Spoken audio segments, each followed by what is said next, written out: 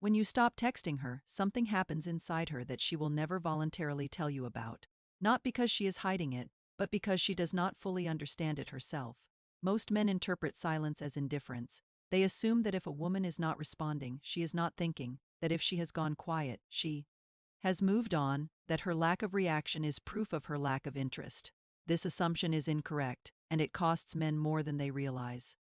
Most men believe that consistent communication is what keeps a woman's attention. They believe that the more they show up, the more messages, the more check-ins, the more effort made visible, the more she will value their presence. This belief feels logical. In most areas of life, consistent input produces consistent output. Effort is rewarded. Presence is noticed. Reliability builds trust.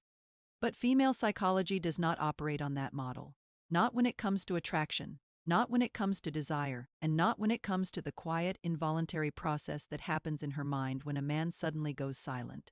The logic that works in your professional life, in your friendships, in your family relationships, that logic does not transfer here, and the men who apply it here do not get the result they expect. There is a distinction worth understanding between what the mind consciously processes and what the nervous system instinctively responds to. A woman can consciously tell herself that she does not care. She can say the words out loud, she can believe them in the moment, but her nervous system is running a different calculation entirely. The nervous system does not respond to what is present, it responds to what has changed. When your texts were arriving regularly, her nervous system registered them as background noise. Consistent, predictable, unremarkable. The brain does not expend energy on things that are stable. It conserves attention for things that shift. When the texts stop, the pattern breaks, and a broken pattern is, by design, what the brain is built to notice. It is not a choice. It is not a decision she makes. It is a biological response to the interruption of something that was previously constant. This is not romantic. It is not flattering in the way men hope it will be. It is simply how the human nervous system processes absence, and understanding this distinction between what she thinks she feels and what her nervous system is actually registering is the beginning of understanding what is really happening. The most common pattern looks like this. A man meets a woman. He is interested. He begins texting her with frequency, good morning messages, check-ins throughout the day, responses within minutes, long conversations that stretch into the night. He is present. He is consistent. He is, by any reasonable measure, showing up. She responds. Sometimes warmly, sometimes briefly, but she responds. Over time, his messages become the furniture of her day. They are there when she wakes up. They are there when she is bored. They are there when she wants attention and when she does not. They become part of the architecture of her routine, which means they become invisible in the way that all architecture eventually becomes invisible. He interprets her continued responses as engagement. He increases his availability. He responds faster. He initiates more. He gives more of his attention, more of his time, more of his emotional energy because the model he is working from tells him that more input produces more connection. What he does not see is that he has removed himself from her awareness, not because she dislikes him, but because she no longer has to think about him. He is always there, and things that are always there do not occupy the mind. This is the first error. The second error follows directly from the first. When she begins to pull back shorter responses, longer gaps, a general cooling, he accelerates. He texts more. He asks what is wrong. He becomes more visible at the exact moment that visibility is working against him. He pushes harder into a space that has already become oversaturated with his presence, and the harder he pushes, the more certain she becomes that whatever interest she had has faded, not because of who he is, but because of the dynamic he has created. This is not about manipulation. Understanding this distinction matters. What is being described here is not a tactic. It is not a strategy. It is not a technique designed to provoke a reaction.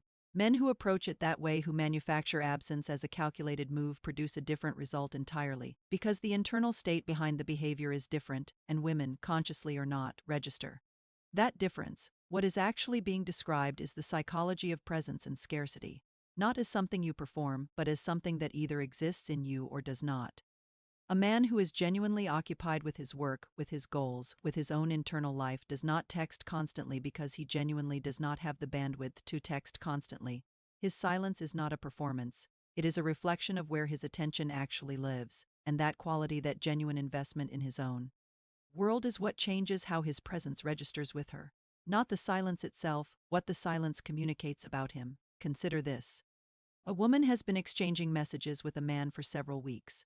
The rhythm has been consistent. She knows, without thinking about it, that he will respond quickly.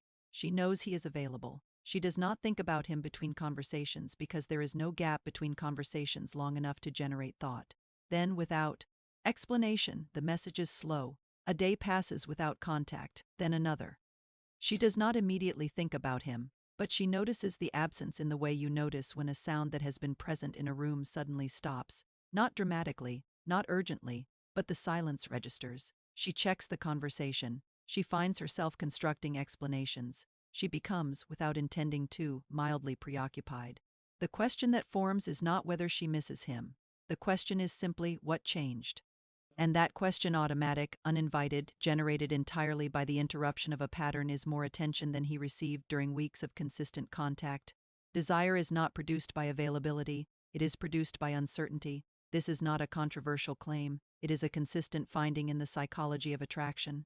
Documented across different cultures, different age groups, different relationship structures, the mind does not long for what it already possesses. It orients toward what it cannot fully calculate. When a woman can predict you completely, when she knows you are there, when she knows you will respond, when she knows your interest is constant and unconditional, the prediction itself removes the charge. Not because she has made a decision, because certainty by its nature does not generate longing. Longing is what happens in the space between certainty and not knowing. It is produced by the gap, and the gap only exists when you are not filling it. This is what female psychology reveals when you stop texting her. Not that absence makes her want you specifically, but that absence is the only condition under which want can form at all. Presence without contrast does not register as desirable. It registers as ambient, as furniture, as something that is simply there. The man who understands this does not celebrate it. He does not weaponize it. He simply stops making himself permanently available to someone who has not yet given him a reason to be. He redirects his attention toward his own life, not to provoke a response, but because his own life is where his attention belongs, and in doing so, without effort, without strategy, without performance, he becomes the thing that her nervous system cannot stop quietly calculating. Consider how many times you have been present fully, consistently, generously present, and received less in return than you expected. Consider whether the presence itself was part of the problem, not your value, not your character, not your intentions, but the unconditioned availability you offered to someone who had not yet demonstrated that they would treat it with the weight it deserved. Female psychology does not reward effort that is given without cost. It responds to the perception of value, and value in this context is not communicated through words or gestures or frequency of contact. It is communicated by what you are willing to withdraw, not as punishment, not as a game, but as an honest reflection of a man who understands that his attention is finite, that his time is not unlimited, and that the woman who deserves consistent access to both has not yet been fully identified. Sit with that.